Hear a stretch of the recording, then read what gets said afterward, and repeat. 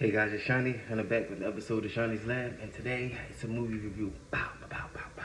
So, has anybody ever seen this movie called The Sapphires? So it came out in 2012, and it's loosely based off of the real life 1960s girl group from Australia. These Aboriginal women from Australia. Now, the movie was written by one of the sons of one of the women from the group. He ended up writing a stage play about it, and they adapted the stage play into a movie. And the reason why I keep saying loosely is because like a lot of what we see in the movie is true, but for the most part, there was like a lot of added additions. Like the love story between the two main characters didn't really happen. One of the sisters actually really didn't go and travel to Vietnam, because she didn't believe in the war. So there were a lot of things that they kind of just added and dramatized up, for movie purposes. But it is based on a true story. So in 1968, four young, talented Australian Aboriginal girls, they are learning about love, friendship, and the Vietnam War is going on, and they are a singing girl group, so they want to go and to Vietnam and support the troops by performing or whatever. So they go, to Vietnam to perform. They have fun with the soldiers. They're learning a lot about themselves and about just other places and other people and countries. So I don't want to give, how I do my movie reviews. I don't like to give out too much spoilers like I used to in the past. But I feel like don't give enough for people to want to go see it, but don't give them too much to where you basically already told the story. So there's four Aboriginal girls, girls of color, from Australia. It shows them, growing up and them being singers, and then it shows them as young kids being singers, and then they grow up and they meet this guy.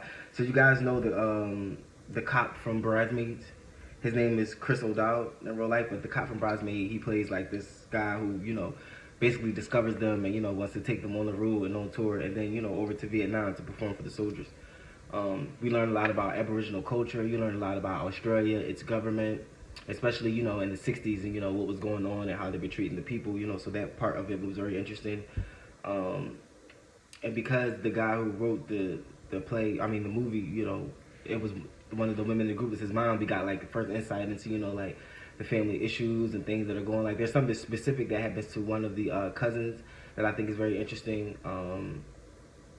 Just learning about how people lived and the things that they went through. And like one of my favorite parts is the cousin had finally returned home to her village, and the grandmother did like a special healing prayer, and she was there with her cousin, and they were hugging, and she like blessed her. That was really cool to see. Getting to see some like native traditions and things of that nature was really cool. It had some great music, by the way. They were doing covers of really popular Motown songs, like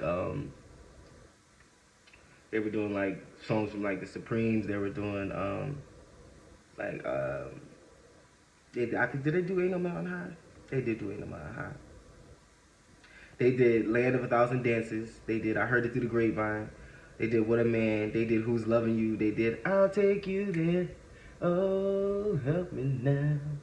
I'll take you there. I mean, it was just really cool to see, people of color, in Australia, do their thing. Like they had great singing voices. They did like a little dance routine. Like they were like, paying homage, to what was going on, with the Black American music at the time, with Diana Ross, the Supremes and them, Mahala Barnes,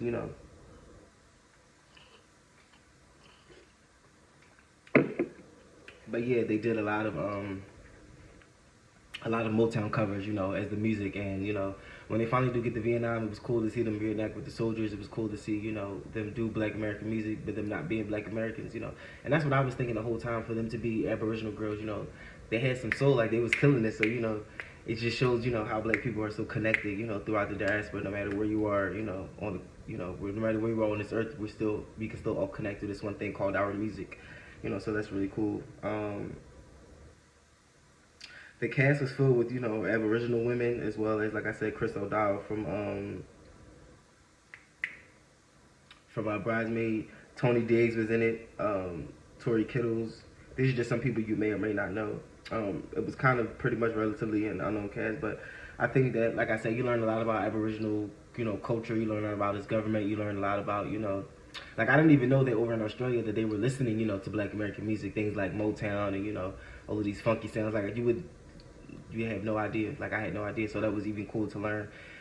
Just learning that that there were learning that there were people from other countries coming over, to Vietnam to help, entertain and support the troops. That was interesting to learn as well. So, I think the movie is a good watch. The cousins have like a great bond. You learn a lot through them going through things. You learn a lot about what their culture, how they views love and marriage and all that kind of thing. Like I think it's very interesting. So if you're willing to give it a chance, I would say give it a chance. I watched it.